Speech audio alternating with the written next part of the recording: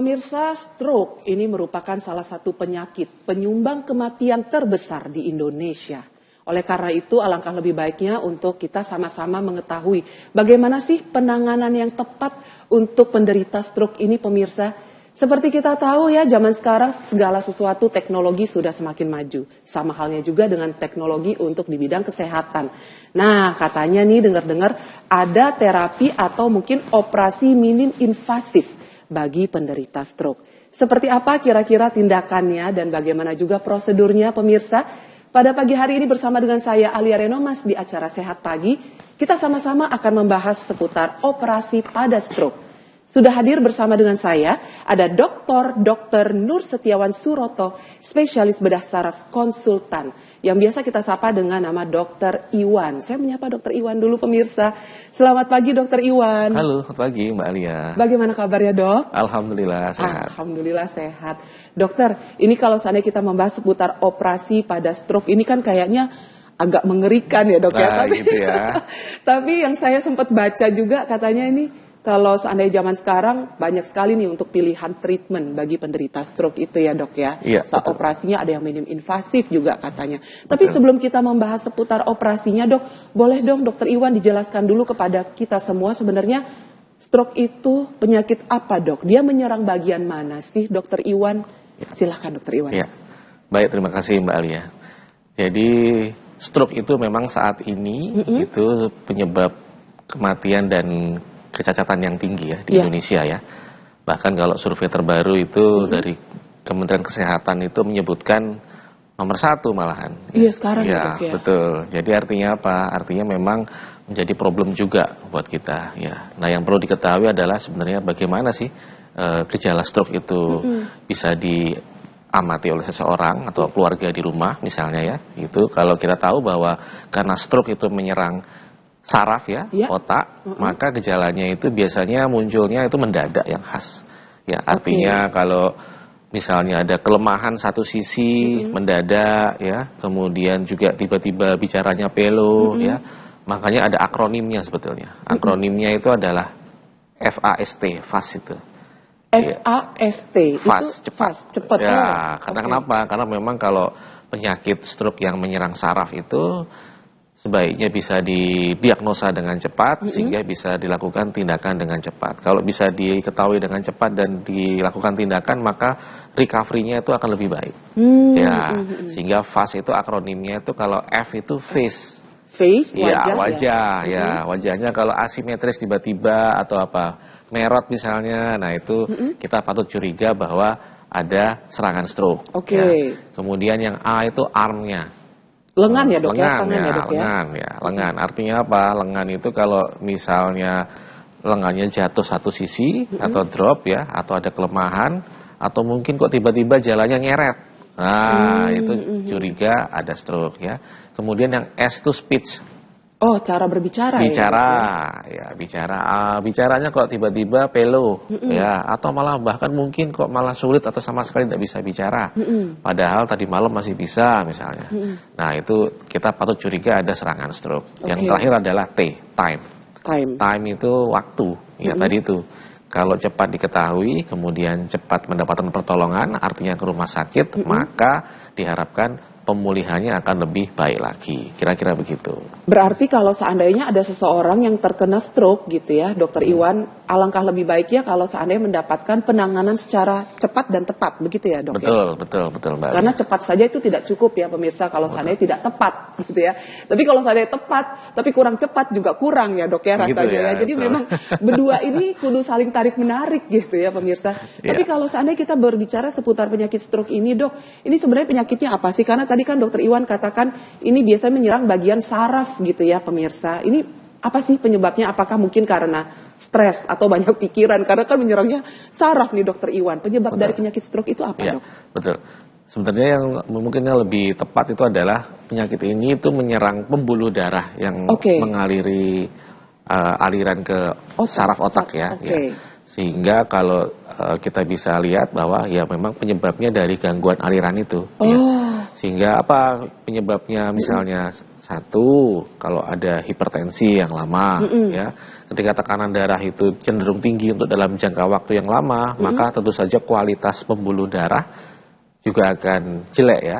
Ya, tidak cuma di otak, di jantung juga begitu pasti. Kan kita tahu kalau di jantung itu kalau orang dengan hipertensi lama, maka risiko serangan jantung tinggi, betul ya?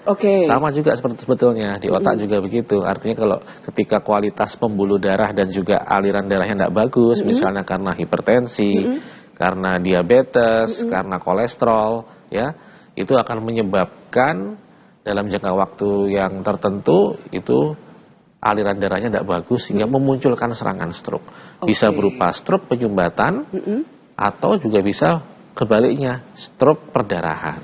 Nah, itu yang penyebab dari kenapa kok serangan stroke itu bisa muncul. Jadi sebenarnya itu adalah akumulasi. Ya, akumulasi dari kondisi yang mungkin bersifat tahunan ya, sehingga suatu saat kemudian dia bergejala menjadi serangan stroke. Baik. Jadi sebenarnya stroke ini adalah akumulasi dari penyakit-penyakit tersebut ya dok ya, dalam jangka waktu lama gitu pemirsa.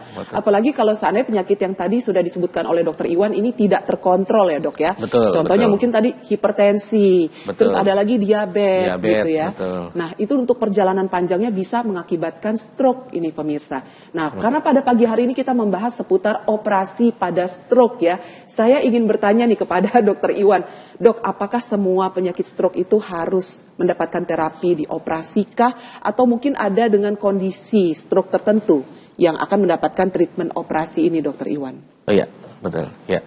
Jadi memang pada pasien-pasien dengan stroke ya, itu pengobatannya mulai dari pengobatan yang sifatnya adalah obat-obatan ya. Oral ya, artinya kalau memang gejalanya ringan ya, kemudian penyebabnya bisa diatasi dengan segera, maka obat-obatan itu bisa dikonsumsi untuk penyembuhan stroke-nya. Ya. Tapi pada waktu tertentu, misal pada kasus yang lebih berat ya, itu tentu saja mungkin harus terpaksa dilakukan tindakan yang sifatnya adalah lebih invasif ya.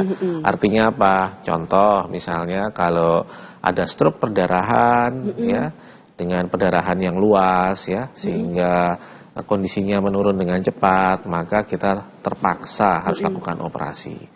Operasi pun juga sebenarnya banyak pilihannya. Ada jenisnya ya dok? Ada jenis-jenisnya. Artinya tidak semua operasi itu harus membuka tempurung dengan ukuran yang besar, itu tidak seperti itu juga. Ada juga yang sifatnya minimal invasif, misalnya dengan sayatan yang lebih kecil. Atau bahkan juga operasi juga bisa dilakukan dengan tanpa kita membuat sayatan di kepala. Ada juga. Ada juga ya, yang istilahnya kadang-kadang mungkin disebut sebagai kateterisasi. Artinya apa? Kalau kita mau mengobati pembuluh darah di otak, itu caranya bisa langsung lewat kepala atau kita lewat akses yang lain yang lebih minimal invasif, kita bisa lewat pembuluh darah dengan kateterisasi. Bisa lewat dimasukkan alatnya lewat pangkal paha atau lewat pembuluh darah di lengan dalam rangka untuk mencapai akses di pembuluh darah di otak. Kira-kira begitu. Jadi modalitasnya ini untuk terapi stroke ini banyak gitu ya dok ya. Ini mungkin kayaknya nanti tergantung dari jenis stroke-nya ya dokter Iwan ya. Apakah tindakan yang mana yang akan dilakukan gitu ya. Kalau sekarang itu kan zaman sekarang tuh tadi dokter Iwan sebelum kita mulai sempat ngomong zaman sekarang itu kan ada yang teknologi minim invasif gitu ya pemirsa, kalau mungkin Anda suka membaca tentang perkembangan kesehatan lah ya, terutama untuk penanganan kesehatan itu kan banyak sekali ada minimal invasif. Nah ini di stroke pun ada tindakan untuk minim invasif, tapi pastinya itu akan disesuaikan dengan jenis stroke-nya. Nah ini ntar kira-kira seperti apa ya prosedurnya pemirsa. Silakan bagi Anda di rumah yang ingin berkonsultasi langsung dengan dokter Iwan seputar operasi pada pasien stroke, silakan pemirsa bisa konsultasi via WhatsApp atau juga bisa via telepon. Jangan lupa untuk selalu cantumkan nama, usia Anda, dan juga lokasi Anda di mana. Kami jeda sejenak pemirsa, jangan kemana-mana. Kami akan segera kembali sesaat lagi.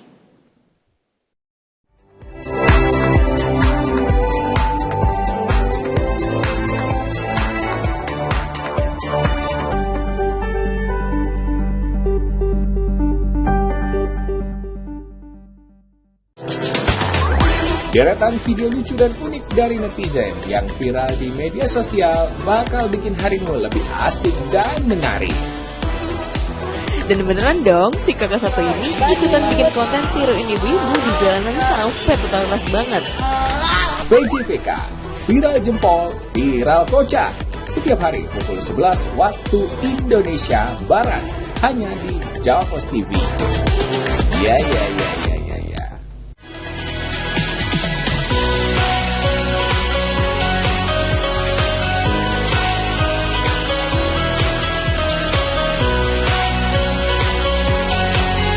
Asam urat, kolesterol, hipertensi, diabetes, mah lambung, kaki, kebas, dan kesemutan, jangan biarkan dan jangan remehkan.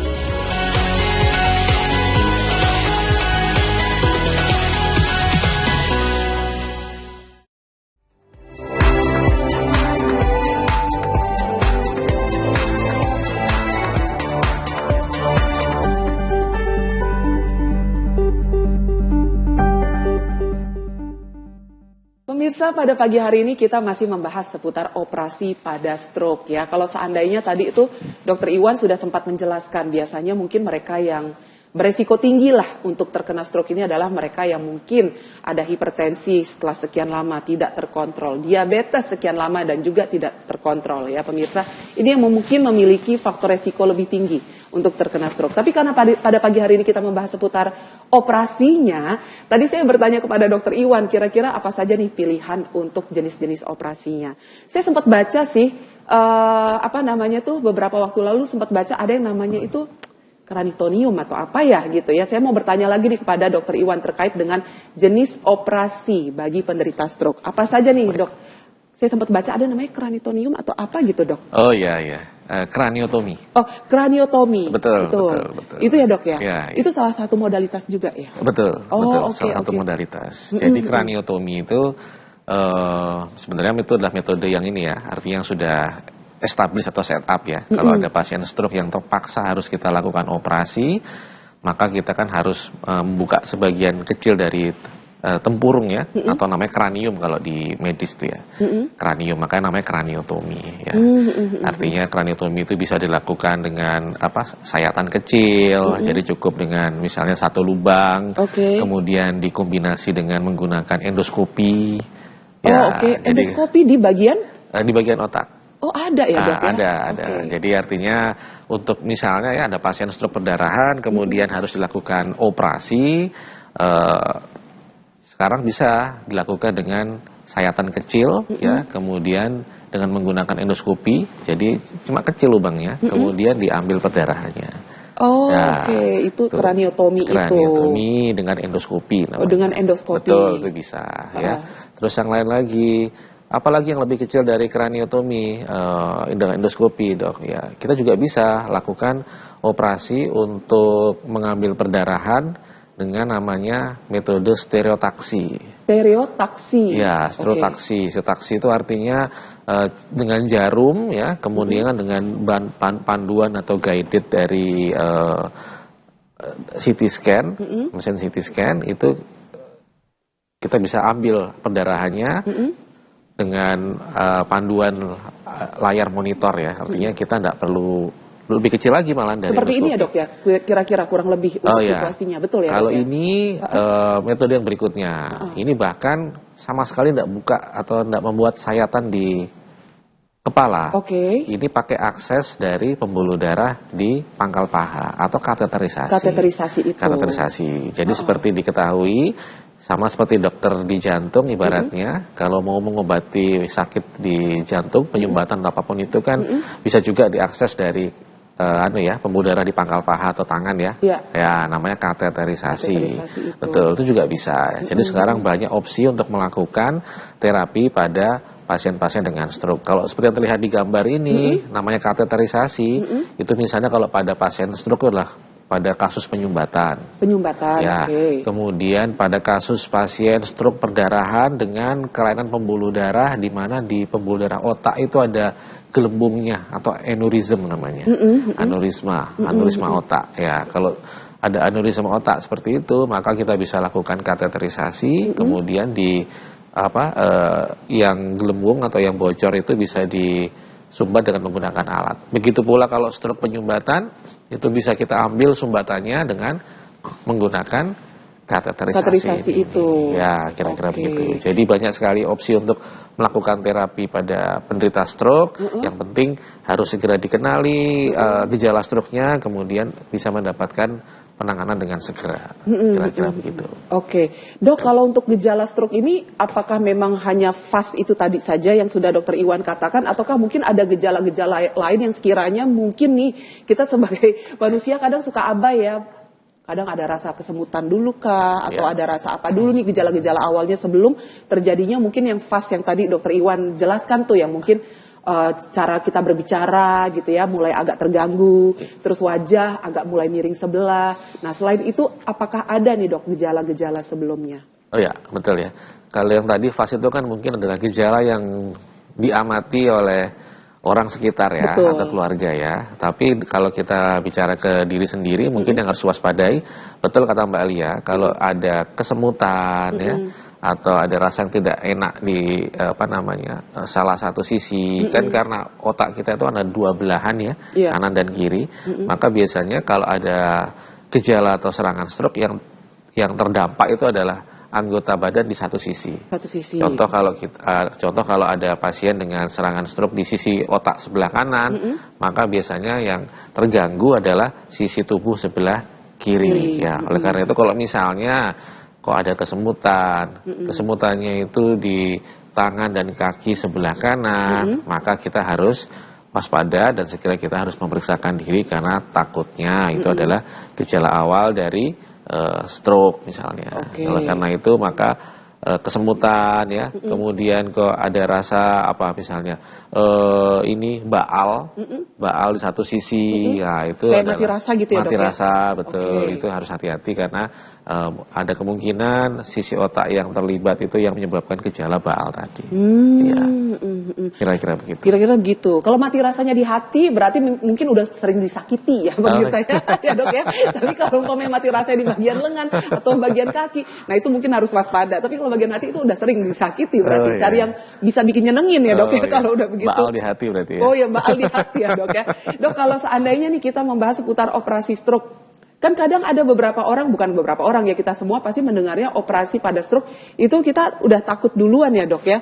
Pasien, pertanyaan pertama yang kita tanyakan kepada dokter adalah, Dok, kalau seandainya saya dioperasi ya seperti ini, apakah aman untuk kondisi saya Dok? Apakah mungkin ada kondisi-kondisi tertentu yang membuat sebaiknya jangan dioperasi nih, atau mungkin ada kondisi-kondisi tertentu yang membuat gak apa-apa Bu atau Bapak ini udah siap untuk dilakukan prosedur operasi ini. Nah, ini bagaimana Dokter Iwan untuk kondisi-kondisinya? Oke, baik.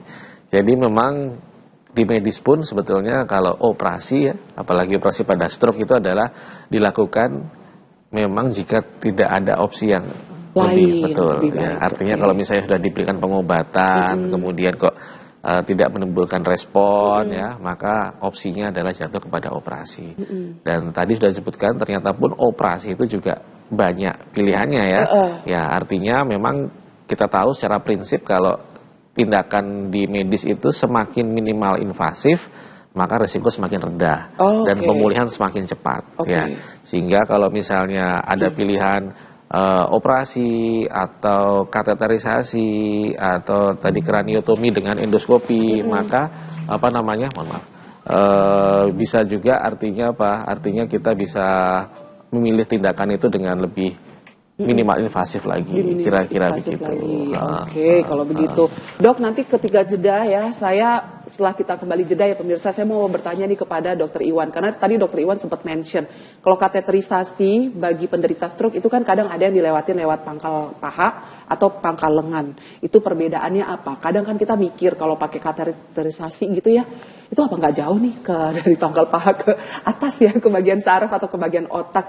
Apa sih yang membedakan kalau seandainya melakukan kateterisasi dari bagian lengan dengan bagian pangkal paha? Sesaat lagi ya pemirsa, tetap di Sehat Pagi.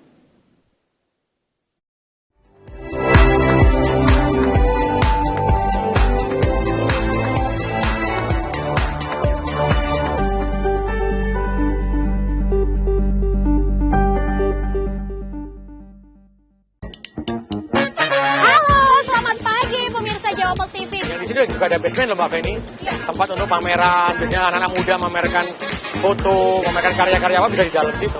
Surabaya Utara menjadi destinasi wisata kota tua. Selain Jalan Panggung, berjarak 500 meter ke selatan terdapat wisata kota tua Jalan Gula, Surabaya. Jangan lupa melihat jalan-jalan pagi di setiap jam 7 sampai jam 8. Di Jawa Post TV.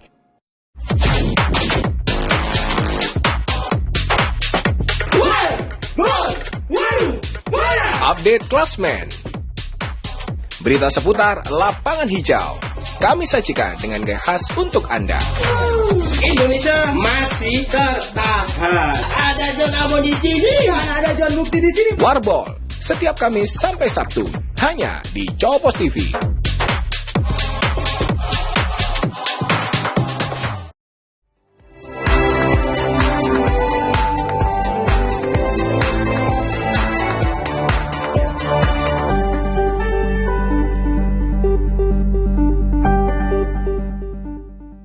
Pemirsa, terima kasih masih stay tune di Sehat Pagi ya. Seperti tadi ya janji saya ingin bertanya nih kepada Dr. Iwan untuk proses kateterisasi, salah satu modalitas pengobatan bagi penderita stroke. Ini tadi Dr. Iwan ada katakan lewat kateterisasi ada lewat pangkal lengan atau pangkal paha ya. Nah, ini apa sih yang membedakannya kalau sana lewat pangkal paha atau lewat lengan? Apa aja nih membedakannya? Kadang kita berpikir, dok, apa itu nggak terlalu jauh ya kalau umpamanya dari kateterisasi dari pangkal paha terus ke bagian agak kepala gitu kan, agak jauh nih perjalanannya. Ini bagaimana Dokter Iwan? Ini pasti ketakutan banyak orang sih dok kalau seandainya memiliki memiliki stroke terus udah gitu harus mendapatkan perawatannya seperti itu. Bagaimana dok? Apa yang membedakan untuk kateterisasi di lengan sama di pangkal paha? Itu nggak jauh dok perjalanannya untuk menuju ke mengobati stroke-nya itu dok? Ya betul, ya memang kadang-kadang yang lewat lebih jauh malah lebih aman ya. Oh gitu, bener juga ya pemirsa analoginya. Ya. Karena begini, karena memang tadi itu kalau kateterisasi itu sama sekali tanpa membuka atau membuat sayatan di kepala ya. Ya artinya tidak ada itu luka atau jahitan di kulit di kepala. Kita sama sekali nggak membuat lubang kecil di tempurung ya yang bisa kita lakukan ya, sehingga akses lewat pembuluh darah di pangkal paha itu walaupun kelihatannya jauh ya itu sebenarnya memang yang saat ini yang paling minimal invasif. Yang lewat pangkal paha. Betul, pangkal paha ya. Bagaimana dengan yang di pangkal lengan atau yang di pergelangan tangan ya, itu juga salah satu akses ya. Artinya kalau misalnya yang di pembuluh darah pangkal paha itu sulit ya atau kemudian tidak bisa dilakukan, maka pilihan yang lainnya adalah lewat pergelangan tangan ya. Dari situ kemudian dimasukkan kateter atau alat ya untuk mengakses pembuluh darah di otak, kemudian dilakukan pemasangan alat atau misalnya juga pengambilan sumbatan ya. Jadi bisa kita bayangkan jika ada pasien dengan misalnya stroke penyumbatan ya, kemudian bisa terdiagnosa dengan cepat, kemudian bisa segera mendapatkan pertolongan, maka sumbatannya itu ketika diambil itu hasilnya akan berimpact sangat besar ya. Artinya kelemahannya itu kemudian akan membaik dan lain-lain. Sehingga oleh karena itu maka kenapa kok pilihan metode untuk operasinya atau tindakannya itu bisa bermacam-macam, dari mulai yang operasi kraniotomi harus membuka tempurung sampai kraniotomi yang lebih kecil dengan endoskopi misalnya, bahkan dengan kateterisasi yang tanpa sama sekali kita menyentuh kepala itu juga bisa dilakukan asalkan diagnosanya atau gejalanya itu segera terketahui, didiagnosa dan kemudian juga bisa mendapatkan pertolongan, kira-kira begitu. Berarti ini sebenarnya yang memegang kunci untuk melakukan tindakan apa bagi penderita stroke ini adalah diagnosis awal ya dok ya? Betul. Dan diagnosis awal ini ada kaitannya juga dengan keluhan si pasien ya dok ya pastinya? Betul. Makanya tiap kali periksa ke dokter kan ya pemirsa, dokter itu pasti udah bertanya duluan keluhannya apa ini Pak, Bu gitu ya. Jadi kita tuh harus terbuka gitu ya dok ya, nggak boleh introvert ya kalau ke dokter tentang penyakit kita. Harus terbuka ya pemirsa tentang keluhannya apa gitu ya. Diceritain aja, jangan sampai ada yang ditutupi. Karena memang nanti dari apa yang Anda bagikan, apa yang Anda share kepada dokter, itu nanti dokter akan istilahnya mengambil analisa dan akhirnya memutuskan ini akan dilakukan tindakan seperti apa. Pemirsa di rumah, seperti tadi janji saya ya, saya mengundang Anda di rumah yang ingin berkonsultasi langsung dengan Dr. Iwan seputar penyakit stroke dan bagaimana sih untuk operasinya. Pada pagi hari ini saya mau menyapa dulu ada Ibu Nining dari Bekasi. Halo, selamat pagi Bu Nining. Bu Nining ini usianya 60 tahun, Dr. Iwan. Baik. Pagi dokter, Dok izin bertanya, Dok, apakah ada kemungkinan ya Dok ya, kalau yang punya riwayat hipertensi itu pasti mengalami stroke Dok, meskipun hipertensinya ini terkontrol, mohon pencerahannya. Nah ini bagaimana Dokter Iwan, apakah emang udah harga mati nih orang-orang yang mengalami hipertensi akan terkena stroke atau tidak? Nah ini bagaimana Dok? Oh iya, baik. Ya, jadi memang hipertensi itu adalah salah satu faktor risiko untuk penyebab stroke. Ya, faktor risiko ya. Faktor risiko itu kalau di medis itu dapat dikendalikan. Dikendalikan. Ya, artinya kalau ada hipertensi jika dikendalikan maka resiko untuk stroke-nya juga akan sangat rendah. Ya. Memang juga ada yang namanya screening sebetulnya. Artinya kalau kita tahu bahwa ada hipertensi, kemudian kita juga tahu ada diabetes misalnya, maka screeningnya juga perlu dilakukan. Artinya kalau di jantung itu kan sudah lazim ya, check up, medical check up untuk jantung, dicek dicek ininya, iramanya misalnya, dicek macam-macam. Sama di otak juga begitu. Ketika memang ada faktor risiko yang dimiliki, entah itu hipertensi, entah itu diabetes, entah itu kolesterol, maka sebaiknya juga dalam satu periode itu melakukan namanya check up atau istilahnya brain check up. Ada ya Dok ya? Ada brain check up ya, brain check up. Brain check up ya. Brain check up ya. Oh, oke. Artinya apa? Contoh, yang namanya penyumbatan pembuluh darah, yang namanya anurisma di pembuluh darah otak yang tadi itu, yang gelembung kecil itu ya, itu dia biasanya tidak muncul dengan tiba-tiba. Dia muncul perlahan-lahan. Oleh karena itu, ketika dilakukan check up ya, apalagi pada penderita dengan faktor risiko tertentu, maka pada tahapan yang lebih awal dia bisa segera ketahuan. Ya, sebelum sumbatan itu menjadi berat misalnya, atau sebelum buntu total, atau sebelum pecah, itu kita bisa segera ketahui. Nah, kalau kita bisa tahu dengan lebih segera, maka kita bisa lakukan pengobatan dengan lebih baik lagi. Jadi artinya memang kalau ada tadi misalnya Bu Nining punya faktor risiko hipertensi, maka kami sarankan sekali waktu, sekali period untuk melakukan yang namanya check up, baik jantung maupun di otak, yang namanya brain check up tadi. Biasanya kalau brain check up itu pakai foto ya, pakai MRI atau CT scan. Ya, itu nanti brain dilihat. check up itu. Betul. Kalau seandainya untuk brain check up itu biasanya dilakukan berapa tahun sekali setahun? Oh ya. Jadi gini. Misalnya pada pasien dengan usia 45 tahun dia sudah punya hipertensi lama, maka biasanya kita sarankan kalau pada pasien atau pada orang dengan usia 45 tahun dengan faktor risiko, maka bisa melakukan brain check up, bisa dengan foto MRI kepala atau dengan CT scan ya. Paling bagus MRI sebetulnya, yang nanti bisa dilihat. Karena gini, kalau ada kelainan itu biasanya pertumbuhannya itu 1 mili per tahun. Oh, oke. Ya, jadi in case ada sesuatu itu kalau dia masih kecil atau masih awal itu, maka bisa dilakukan pengobatan sehingga tidak memunculkan stroke, kira-kira begitu. Dok, untuk penyakit stroke ini sendiri, selain tadi faktor resikonya ada diabetes, terus udah gitu hipertensi juga, selain itu apakah ada faktor keturunan juga nggak Dok untuk stroke ini? Seumpama nih di riwayat di keluarga ada orang tua ya yang terkena stroke, apakah itu akan terkena ke anak-anaknya juga atau tidak? Itu bagaimana opportunity? Oh ya, baik. Jadi begini, sebenarnya itu stroke itu 80% itu bisa dicegah atau dikendalikan. Bisa ya Dok ya. 20% itu yang kita bilang itu mungkin tadi dibilang ambil kartu itu ya Dok ya. Tadi karena Dr. Iwan bilang ambil kartu gitu ya. Dapat kartunya apa nih, yang bagus apa enggak? Jadi contohnya yang bisa dikendalikan, hipertensi, kencing manis, kolesterol, ya itu udah 80% itu. Artinya apa? Kalau kita bisa menjaga kesehatan kemudian tidak muncul yang namanya tadi itu ya otomatis kita sudah punya 80%. Ya. Tapi yang 20% itu yang apa misalnya jenis kelamin, ya kan? Memang secara statistik itu laki-laki lebih rentan, ya, karena mungkin faktor apa namanya ini ya, stres lebih tinggi atau apapun itulah ya. Jadi ya kan nggak bisa itu kita apa? Tapi sekarang bisa ya, ganti kelamin yang nggak bisa juga kan ya? Ganti kelamin bisa dok, tapi kan tetap aja tetap kan? aja gennya laki-laki, gitu. ya. Jadi artinya tuh sebenarnya yang disebut sebagai apa tadi takdir atau bawaan itu yang 20% itu ya. Kalau ada orang tua kena stroke, apakah anaknya pasti kena stroke? Tidak sebetulnya ya. Yang diandingkan adalah bakatnya. Contoh gini, kalau orang tua ada hipertensi, maka anak-anaknya harus hati-hati. Berarti mungkin ada rentan juga terhadap hipertensinya. Tapi biasanya sebagian besar karena kebiasaan.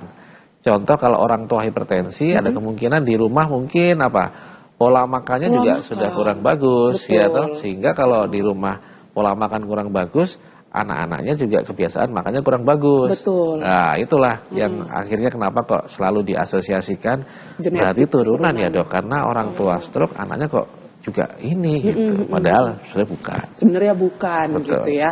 Jadi lebih kepada orang tua ini pola hidupnya seperti apa, lifestyle seperti apa. Pola makannya seperti apa? Ini pasti anak-anak keikut ya dok ya. Benar sih, karena orang tua makan apa, umpamanya ada orang tua di rumah hobinya nyemil gitu ya. Tanpa disadari itu ntar anak-anak kayak seneng tuh ikutan nyemil gitu. Tapi kalau di rumah itu dibiasain, orang tua nggak mau nyemil, itu anak-anak tidak akan ikut nyemil. Saya setuju banget tadi dengan penjelasannya dokter Iwan. Tapi kalau seandainya kita berbicara seputar operasi pada stroke ini dok, pertanyaannya adalah apakah stroke itu bisa disembuhkan lewat jalan operasi ini? Ataukah sebenarnya tujuan dari operasi untuk pada stroke ini apa nih dokter Iwan? Ya, baik. Jadi tujuan operasi pada stroke itu memang ada dua ya. Yang satu itu adalah pengobatan pada saat stroke itu muncul. Ya, artinya apa? Kadang-kadang itu life saving juga kadang-kadang. Karena kita tahu stroke itu kalau dia perdarahan, kemudian perdarahannya luas, maka si penderita itu tidak sadar kan ya. Oleh karena itu operasi itu terpaksa dilakukan untuk pengobatan bahkan untuk life saving ya. Tapi ada lagi yang kedua, bahwa operasi itu bisa juga dilakukan bukan sekedar pengobatan tapi prevensi, pencegahan. Ya, pencegahan. Contoh misalnya waktu melakukan brain check up tadi itu ya, kemudian ketahuan bahwa ada penyumbatan di pembuluh darahnya. Nah, sebelum penyumbatan itu bergejala atau menimbulkan stroke, maka penyumbatannya dilakukan tindakan. Bisa dengan operasi mengganti pembuluh darahnya, atau bahkan bisa dilakukan pemasangan alat lewat kateterisasi, misal pasang ring, pasang stent ya, dalam rangka untuk mencegah supaya tidak terjadi stroke di kemudian hari. Nah, jadi memang ada operasi atau tindakan yang dilakukan untuk pengobatan ya, ada juga yang dia itu sifatnya juga prevensi atau pencegahan ya. Terutama untuk stroke ini ya dok ya? Iya betul. Tapi kalau seandainya dengan kondisi umpamanya nih dok, sudah menderita stroke gitu ya, terus akhirnya dikeluarkanlah analisa dari dokter ini kayaknya harus dioperasi gitu. Apakah dengan operasi itu bisa menyembuhkan dan bisa membuat si pasien ini kembali beraktivitas seperti semula ataukah tidak nih dokter Iwan? Jangan dijawab dulu ya dok, kita bikin pemirsanya penasaran dulu dokter. Pemirsa kami harus jeda sejenak ya, jangan kemana-mana, tetap di Sehat Pagi.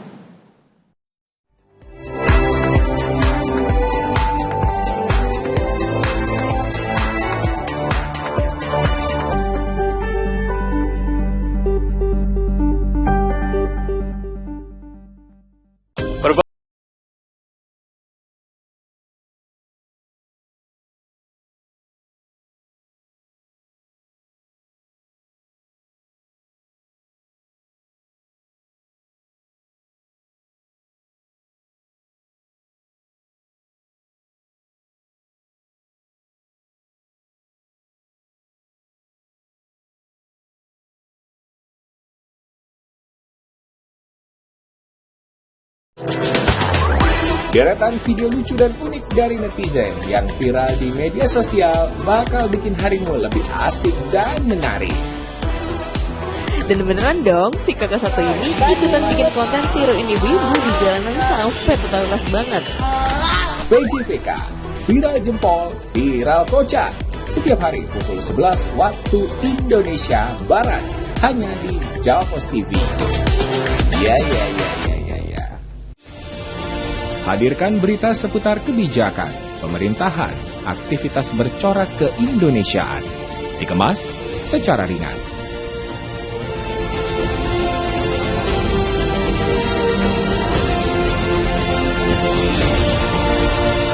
Saksikan Beranda Indonesia, Senin hingga Kamis pukul 20 waktu Indonesia Barat.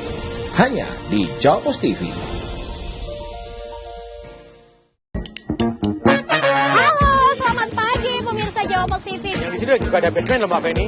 Tempat untuk pameran, biasanya anak-anak muda memamerkan foto, memamerkan karya-karya apa bisa di dalam situ. Surabaya Utara menjadi destinasi wisata kota tua. Selain Jalan Panggung, berjarak 500 meter ke selatan terdapat wisata kota tua Jalan Gula, Surabaya. Jangan lupa melihat jalan-jalan pagi di setiap jam 7 sampai jam 8. Di Jawa Post TV.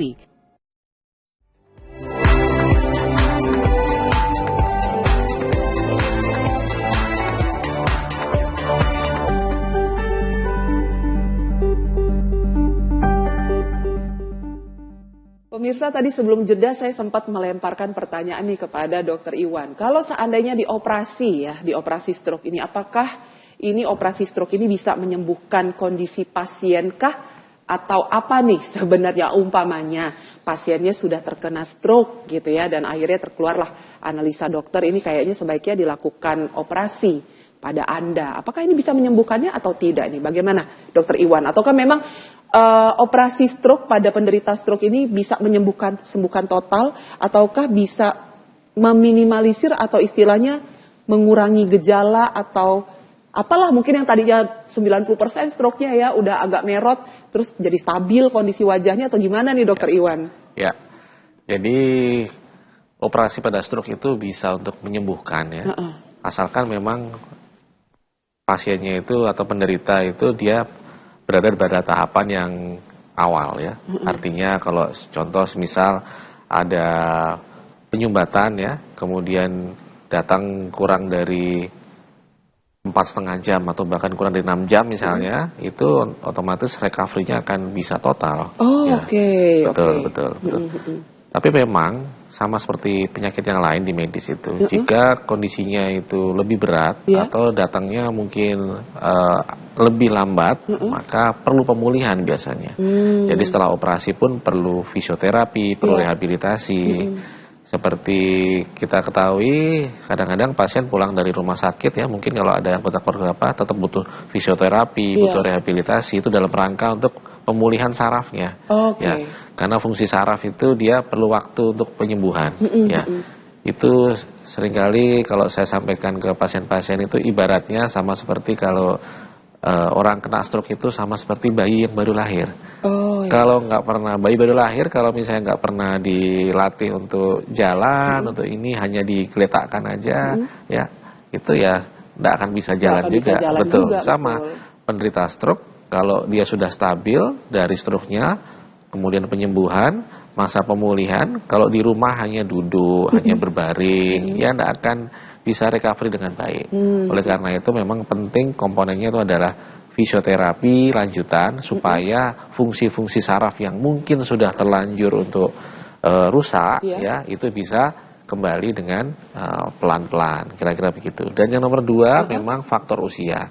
Ya, jadi penyembuhan itu juga terkait faktor usia. Semakin muda itu biasanya pemulihan akan semakin bagus dibandingkan dengan usia tua. Kenapa? Karena pada orang usia muda itu recovery sel-sel sarafnya itu akan lebih baik. Nah, sehingga kita bisa lihat kadang-kadang bahwa kalau penderita stroke itu usia yang lebih lanjut itu mungkin pelan sekali ininya progresnya, tapi akan selalu ada sebetulnya. Kira-kira begitu. Kalau seandainya untuk operasi stroke itu biasanya makan waktu berapa lama dok di ruang operasi? Makan waktu berapa lama sih untuk pasien berada di ruang operasi gitu dok? Oh ya. Pada pasien misalnya dengan stroke perdarahan yang dilakukan operasi ya, Kalau kita bisa melakukan dengan minimal invasif dengan endoskopi dari itu craniotomi endoskopi, maka sebetulnya 2 jam, 1 jam selesai. 2 jam, 1 jam selesai. Iya, Oke. betul. Tapi kalau pada kelainan pembuluh darah yang perlu tindakannya lebih kompleks, maka itu bisa lebih lama lagi, bisa 6 jam, 8 jam. Oh, untuk tindakan di ruang operasi Betul, itu. betul. Oke, Pada baik. prinsipnya semakin minimal invasif biasanya semakin cepat. Contoh kalau kateterisasi 1 jam mungkin sudah bisa selesai juga. Ya, dibandingkan kalau kita melakukan operasi dengan metode konvensional harus kraniotomi atau membuka tempurung dengan sedikit lebih besar, itu yang perlu waktu mungkin lebih lama. Ada batasan usia nggak, Dok, untuk melakukan operasi stroke ini, batasan usia? Betul. Pada prinsipnya kalau semakin lanjut usia dan ketika semakin mungkin besar resikonya, pasti akan kita pilihkan yang minimal invasif. Artinya kalau usia lanjut ya pilihannya kalau tidak dikateterisasi ya berarti mungkin di kraniotomi yang kecil ya, yang artinya tidak memerlukan waktu lama sehingga diharapkan operasi cepat, pendarahan juga minimal, kira-kira begitu. Tanpa menyebut nama nih ya, Dokter Iwan ya, saya pengen tahu nih kalau seandainya Dokter Iwan selama ini sudah menangani pasien operasi stroke. Ini usia paling muda, usia berapa nih, Dok? Karena katanya zaman sekarang orang-orang yang terkena stroke itu usianya udah ada yang lebih muda daripada zaman dulu nih pemirsa. Kalau zaman dulu kita mikirnya ya udahlah orang-orang yang sudah sepuh, sudah tua gitu ya. Tapi zaman sekarang kan ada yang usianya lebih muda sudah terkena stroke dan mungkin saja harus mendapatkan operasi gitu ya untuk treatmentnya operasi stroke ini. Nggak usah menyebutkan nama, Dok. Kira-kira usia termuda usia berapa, Dok, yang udah pernah Dokter Iwan lakukan nih operasi stroke, Dok? Ya, ini hari ini aja barusan ada telepon masuk dari rumah sakit. Ada usia 33 tahun kena stroke. Oh, usia 33 tahun kena ya, stroke. 33 tahun kena stroke ya. Usia termuda yang pernah ditangani anak-anak juga ada ya. Cuma memang yang agak beda kalau anak-anak itu biasanya ada yang tadi Mbak Alia bilang itu adalah faktor bawaan. Ya, artinya apa? Memang dia sejak lahir itu kemungkinan ada kelainan pembuluh darah. Ya, artinya bukan murni seperti stroke pada usia yang lebih dewasa ya, karena itu faktor metabolik atau faktor mungkin pola hidup yang kurang sehat. Kalau pada anak-anak itu biasanya karena ada memang bawaan sejak lahir ada pembuluh darah yang tidak normal. Tapi kalau usia 30 tahun tadi yang saya ceritakan, usia 20 tahun yang pernah juga, itu memang sebagian besar itu juga ada pengaruh faktor gaya hidup yang kurang bagus ya. Artinya ada obesitas mungkin, kemudian ada faktor juga ini metabolic syndrome, artinya dia diabetes sejak ini muncul udah ini ya. Itu, ya. Oke, Dok, ini sekarang saya mau menyapa dulu ada Bapak Suparmin kayaknya ya. Ini Bapak Suparmin dari Jakarta Selatan. Halo, selamat pagi, Dok. Saya didiagnosa moya-moya dan direncanakan operasi, dokter. Apa saja yang harus saya lakukan untuk menjaga kondisi saya pre-operasi? Saya usianya 51 tahun dari Jagakarsa, Jakarta Selatan. Mungkin sebelum dijelaskan ya oleh Dokter Iwan, dijawab dulu moya-moya itu sebenarnya apa. Dokter Iwan, kita semua nggak tahu kan ya pemirsa. Ya, namanya ini ya, namanya kayak nama biskuit, Dok. Biskuit ya. Moya-moya. Ya, moya-moya ya. Moya-moya itu sebenarnya adalah penyakit pada pembuluh darah, di mana pembuluh darah itu dia mengalami kelainan ya, dia cenderung untuk menebal pelan-pelan sehingga suatu saat itu dia akan menutup ya. Ini agak beda dengan stroke yang penyumbatan yang pada umumnya ya. Kalau moya-moya ini karena pembuluh darahnya itu dia menutup pelan-pelan ya, maka dia sempat membuat cabang-cabang. Ya, yang kita bilang namanya kolateral. Nah, aliran cabang itu yang muncul akibat pembuluh darah yang menutup pelan-pelan itu yang kalau difoto itu seperti asap. Ya, sebenarnya moya-moya ini berasal dari bahasa Jepang sebetulnya. Oh iya. Karena dia pertama kali ditemukan di sana. Moya-moya kalau istilahnya tuh puff of smoke. Jadi seperti kepulan asap. Kalau di foto itu di angiografi tadi di foto itu dia kelihatan seperti kumpulan asap ya, yang disebut sebagai moya-moya itu. Moya-moya. Oke, kumpalan asapnya itu dibilangnya moya-moya. Oh ya, moya, betul. Jadi bahasa Jepang dia. Bahasa Jepang. Ya. Sehingga memang pada Pak Suparmin atau penderita moya-moya yang lain ya, itu supaya memastikan bahwa alirannya itu akan tetap baik, maka perlu dilakukan yang namanya operasi bypass. Jadi di otak pun juga ada bypass pembuluh darah namanya. Ya, sama seperti di jantung, kalau area yang tidak cukup dilakukan bypass, sama di otak juga perlu dilakukan bypass yang tujuannya itu adalah mencegah supaya penderita itu tidak mengalami gejala stroke atau stroke lanjutan. Baik. Ya, operasi bypass. Yang perlu dijaga apa? Ya Pak Suparmin, sama seperti persiapan operasi yang lainnya, artinya kondisi harus fit ya. Dan sebelum operasi pasti akan dicek kondisi darahnya, karena tidak boleh kalau operasi itu misalnya darahnya itu anemia atau apa, tidak boleh, harus ditransfusi dulu, dan juga persiapan-persiapan yang lain. Tapi operasi bypass itu sebenarnya adalah operasi yang cukup lazim juga di otak, di pembuluh darah otak, karena sekarang ini penyakit moya-moya itu mulai banyak terdiagnosa. Sekarang, Dok. Ya, mungkin karena dulu metode untuk deteksinya itu kurang ya. Jadi artinya foto seperti MRI, seperti CT scan kan tidak semasif sekarang. Sekarang kita bisa datang ke rumah sakit, minta foto ya. Ya, kalau dulu kan tidak, jadi nggak ketahuan. Nah, sekarang ini penyakit moya-moya itu cukup banyak ditemukan ya. Bisa pada usia yang dewasa, bisa pada anak-anak ya, dan itu juga bisa dilakukan tindakan atau terapi dalam rangka mencegah jangan sampai terkena stroke lanjutan atau stroke awal. Kira-kira gitu. Dok, kadang kan ada ya beberapa pasien gitu ya, ketika dokter udah katakan ini sebaiknya dioperasi ya Pak atau dioperasi ya Bu, terus akhirnya memilih untuk tidak dilakukan operasi gitu Dok ya. Nah pertanyaan saya, kalau seandainya nih ada pasien yang memilih, dok saya jangan dioperasi deh dok dengan kondisi seperti ini, apakah dokter bisa memberikan modalitas lain nggak untuk treatmentnya itu selain operasi? Dan bagaimana dengan kondisi pasiennya tersebut? Apakah sifat dari penyakit stroke-nya itu bisa bersifat progresif kah dok atau tidak? Bagaimana itu dokter Iwan? Oh ya baik. Ya, sebetulnya sama seperti ini ya, sama seperti tadi yang moya-moya tadi itu ya. Artinya operasi itu pasti ditawarkan ketika kita melihat perkembangan yang kurang baik. Ya. Contoh kalau pembuluh darah itu makin lama makin sempit ya, maka suatu saat dia akan nutup total sehingga dia manifest sebagai stroke. Ya. Sehingga ketika kita melihat progresivitas dari penyakit, maka biasanya operasi pun akan kita tawarkan. Ya, itu satu. Yang kedua, memang artinya apa? Kalau memang masih memungkinkan dengan obat-obatan, ya biasanya itu adalah pilihan pertama.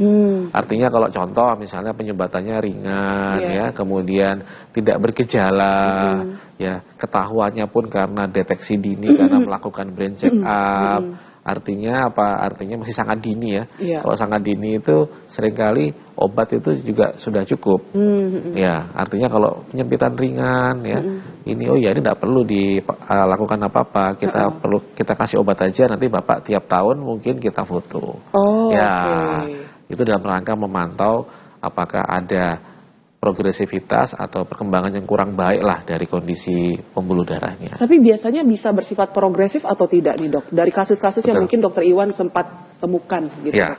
Contoh misalnya kasus aneurisma otak ya. Aneurisma otak itu adalah pembuluh darah di otak itu dia tipis dan menggelembung. Ya. Suatu saat dia tambah besar, kemudian pecah. Ya.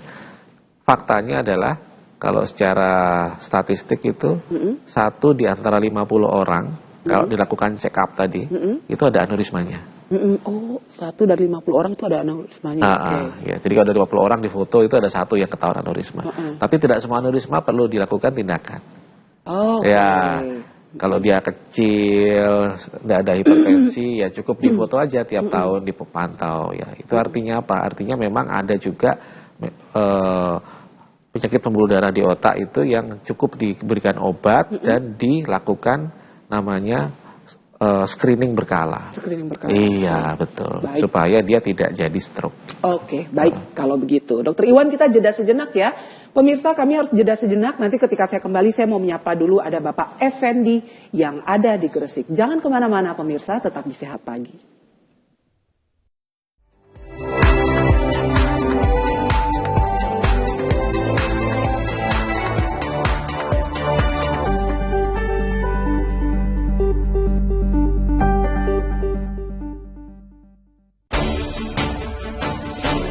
Mengisi waktu siang Anda, kami hadirkan berbagai informasi yang terjadi. Melaporkan peristiwa langsung dari lokasi. Kasus stunting dan gizi buruk yang melanda anak di bawah 5 tahun atau balita di Provinsi Banten masih menjadi catatan kelam. Update siang, setiap hari pukul 11.30 waktu Indonesia Barat di Jawa Pos TV.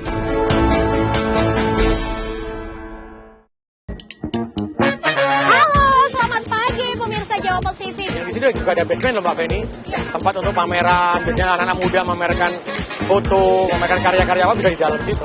Surabaya Utara menjadi destinasi wisata kota tua. Selain Jalan Panggung, berjarak 500 meter ke selatan terdapat wisata kota tua Jalan Gula, Surabaya. Jangan lupa melihat jalan-jalan pagi di setiap jam 7 sampai jam 8. Di Jawa Pos TV.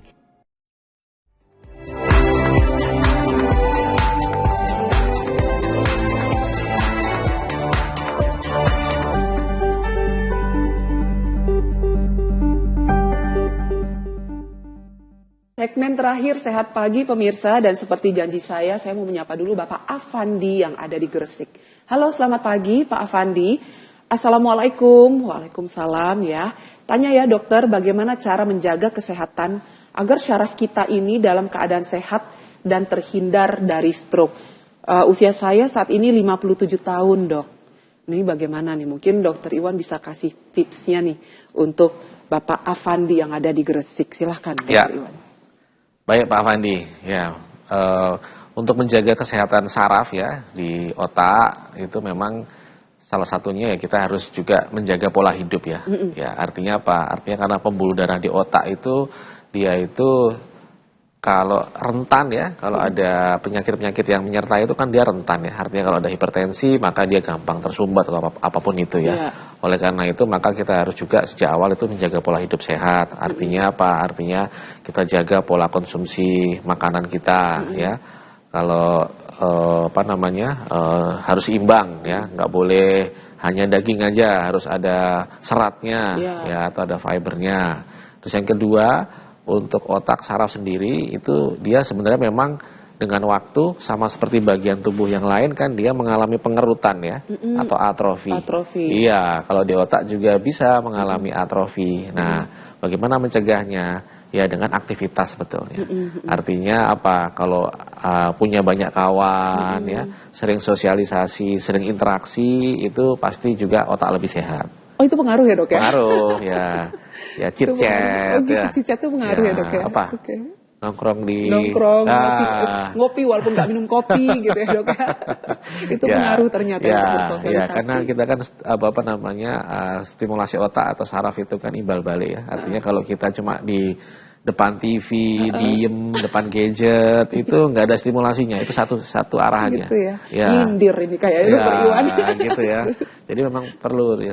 Yang lain lagi adalah pola hidup yang lebih aktif ya Pak Afandi. Artinya apa?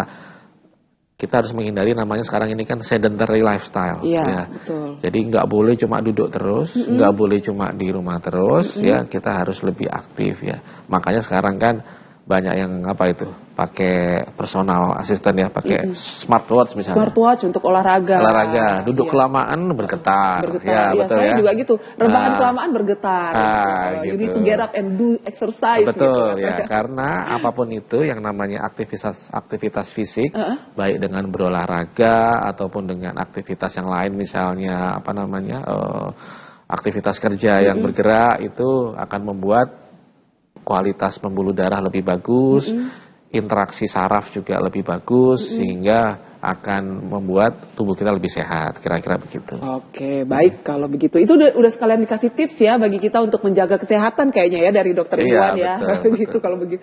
Dok, boleh dong dikasih kepada kita semua nih Dokter Iwan, ini prakteknya di mana? Kalau seandainya ada pemirsa di rumah ingin datang berkonsultasi langsung ketemu dengan Dokter Iwan, bisa cari Dokter Iwan di mana ini, Dok? Oh ya, baik ya. Saya praktek sehari-hari di Rumah Sakit Dr. Sutomo di Geraha Amerta. Ya. Kemudian siang biasanya setelah operasi atau setelah ini jam 14, jam 15. Oh itu di situ juga ya dok ya, di Geraha Amerta juga? Iya betul. Oke, baik betul. Kalau begitu. Dr. Nur Setiawan Suroto. spesialis bedah saraf konsultan, Dr. Iwan. Terima kasih banyak ya. Sama-sama Mbak Alia. Sudah mau meluangkan pagi harinya Dok, luar biasa sekali. Ya, walaupun agak tersindir ya buat yang suka sedentary ini, kaum mageran, tersindir nggak tadi yang suka sama gadget? Tersindir nih tadi Dok. Gitu. Dokter, sehat selalu ya. Sama-sama ya. Amin, semoga kita bisa jumpa di lain kesempatan. Oke, terima kasih. Iya, terima kasih pemirsa sudah menonton acara Sehat Pagi. Yuk, apapun keluhan ataupun kondisi Anda, yuk jangan malas untuk mulai bergerak ya, untuk mulai melakukan aktivitas fisik. Yang mungkin selama ini ngeluh, saya introvert, gak suka bersosialisasi, mulailah untuk bersosialisasi, bertemu dengan banyak teman. Ya, ini kan ternyata bisa merangsang untuk otak dan juga pembuluh darah kita agar sehat selalu pemirsa. Sehat selalu ya, jiwa dan raganya. Alia Renomas pamit, Dr. Iwan juga pamit ya Dok ya. Ya, Sampai jumpa lagi. Oke.